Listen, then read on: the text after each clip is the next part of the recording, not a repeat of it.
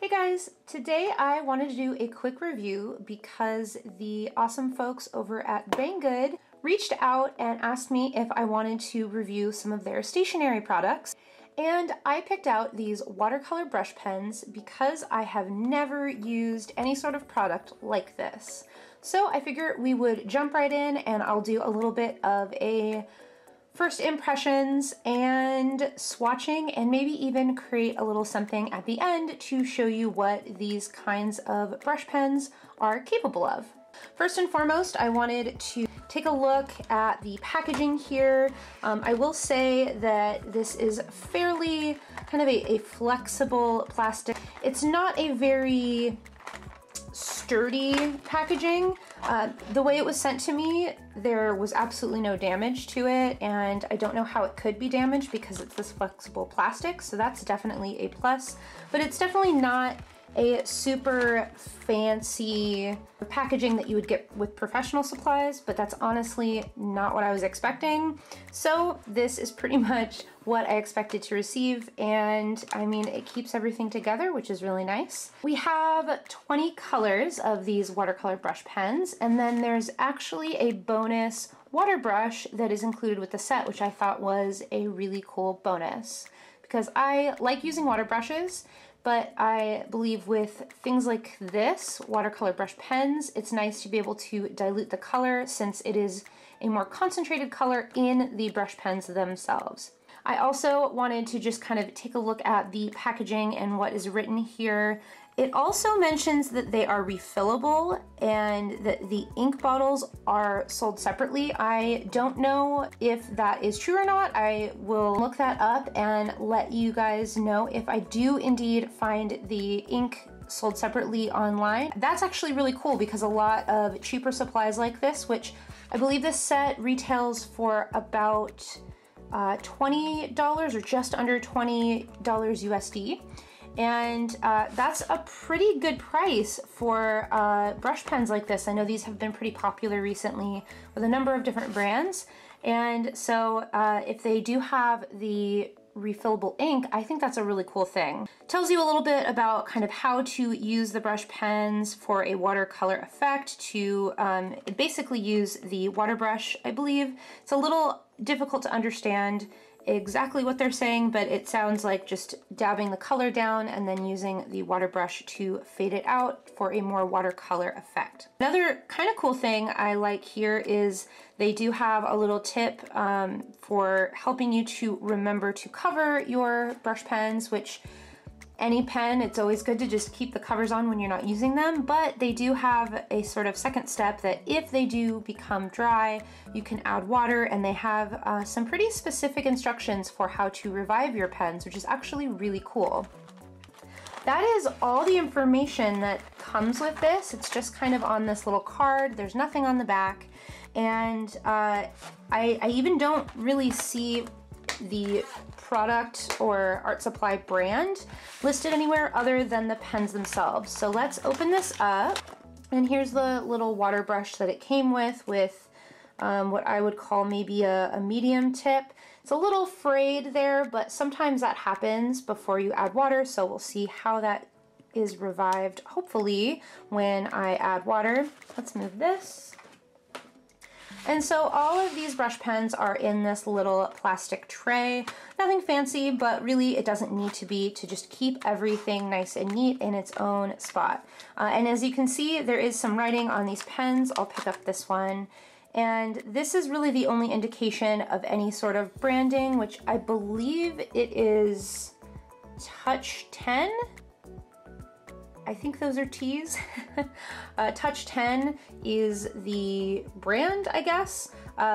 If you don't already know, the Banggood site is a similar thing to something like Wish or another kind of app or other website where you can get really amazing deals on different products. And I know that there's been a lot of people doing art supply reviews or art being made with supplies that they can get for really inexpensive prices. And so this is one of those sites. Sometimes they have deals and ways to get products like these to test them out for really inexpensive. These are a dye-based ink, which means that they're not going to be light fast for the most part, and similar to like an alcohol marker or something like that, but these are water-based, obviously, and dye-based. Let's just quickly open this. Well, it's pretty tight on there, which might be frustrating if you're going from pen to pen, but is probably really nice to keep these nice and juicy and not drying out.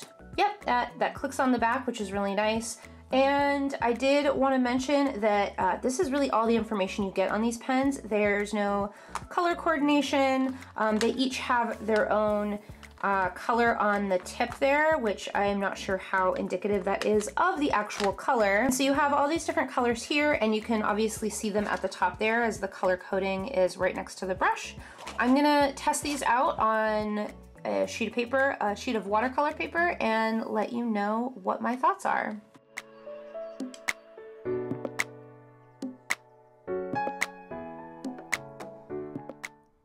So I'm gonna pop on here on the voiceover to sort of talk you through what I'm doing and explain a little bit more about my thoughts on these watercolor brush pens.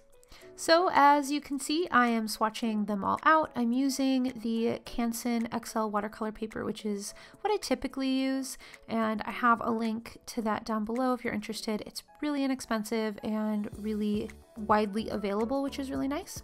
So I figured I would use that since these are watercolor brush pens and see what kind of watercolor effects we can get. And since these are real brushes, so not just a nib or felt tip, these actually have bristles at the end of every pen, and I really wanted to see the range of how thin and thick I could get that brush. So that's that little squiggle next to each one of these colors. And I will say that these colors are very vibrant. For the most part, you have a pretty wide range for the 20 colors that you get. And then on the rest of the sheet of paper, I wanted to go ahead and test out different blending methods with the water brush and just test out different ways of using this product since I've never really used them before. But I have been seeing a lot of different ones. I know Ikson has a watercolor brush set similar to this, which seems to be double, if not more, the price of these. There's also the Jane Davenport mermaid pens, which I believe are a very similar kind of product, and I know all of those can get really, really expensive, and so I was really intrigued by a product like this where you can get a set of 20 of these colors for just under $1 each to test them out. So I have to admit, I did have to look up kind of different ways of using this because I really didn't want to ruin these pens, and I wanted to test out sort of all these different techniques and show them to you. This one, I have just a little bit of water on the paper, and I painted in the water and then kept painting as I got onto dry paper, and it created a pretty nice gradient, which was nice. I also learned that you can sort of drop color into water onto the page, just like sort of wet in wet. It's a little different since it is sort of soaking up the ink from the pen, but it can create some really cool effects. And I did notice that once the ink is sort of soaked up on the tip of the watercolor brush pen actually ends up having a lack of ink at the very tip, and if you use it from that point forward, you can make a really nice gradient like this one here with this purple. You can also get a little bit of a gradation from one color to the next by touching the tips and coloring them out just like here. And I know for a lot of you, you're really into brush lettering, and I both wanted to show you a really up close look at how these tips look, as well as showing you how you can do brush lettering, which I have to admit, I don't have really great hand lettering skills, and that is something that I would love to maybe practice in the future, and I think these pens would be really phenomenal for that. So after a lot of testing these out and trying different techniques, I decided I would go ahead and try to make a little illustration for you guys just to see how I would use these. I did also want to mention that this water brush did have some sort of straggler pieces of the brush that were a little too long and kind of rustled up a little bit, and I just went ahead and cut those pieces off so that I had a fairly nice tip, and that seemed to fix that problem. I did notice, however, that it seemed like it was a little difficult to control the water. I felt like I pressed a lot and I wouldn't get a lot of water, and then other times I would get a lot more. I do recognize that water brushes are all a little bit different, and it's a matter of just sort of getting to know the water brush and the brand that you use. I have accumulated quite a few water brushes. I would like to do a video on that in the future because I know a lot of people are really surprised that that sort of product exists. And so I wanted to kind of go over the different brands that I have and just kind of talk about how I use them. But I do notice that they are a little bit different brand to brand, and some can give you problems and some don't. And considering this was such an inexpensive product and essentially a freebie along with these markers, I thought it was just a nice touch to have it, and it definitely worked, and I used it for the rest of this illustration as well. So I used a combination of different techniques working on this little illustration. As you saw in the beginning there, I took the ink right off of the paper to the side there and painted for a nice lighter shade of that sort of yellow-green. And then here I decided I wanted to just test out how these painted down with just the brushes themselves. And they are pretty vibrant and intense, which is really great, especially if you can add the water and get a little bit more of a pastel color here and there with the water brush. And yeah, these were actually really fun to play around with. This is definitely not going to replace my normal watercolors in pans or tubes because these are dye based, not pigment based, which means that they are not going to be super archival or light fast. But for something really quick and something that I can just throw in my bag and have a little bit of a watercolor experience that doesn't take up a lot of space, and I can just sort of jot down ideas and play around with them. And then also I can make things and scan them in as prints if I really like what I've created. But I think these would be really great for someone who is maybe wanting to dabble in watercolor a little bit and want something that is super portable and has a nice brush feel that is going to be a lot closer to a regular watercolor brush. It's a little bit similar to the water-based pens that I used that were from Parku. Those have a felt brush and it's not very flexible.